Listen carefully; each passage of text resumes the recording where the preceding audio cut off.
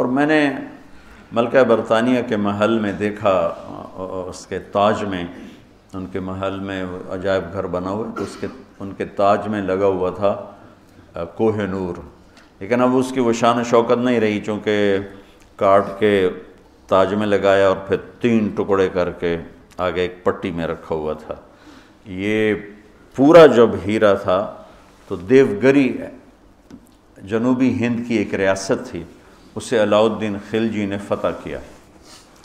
تو جب مال غنیمت کے لیے خزانے کا دروازہ کھولا گیا تو اس میں یہ ہیرا پڑا ہوا تھا،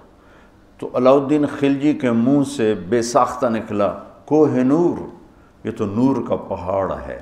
تو اس سے اس ہیرے کا نام ہی کوہ نور پڑ گیا۔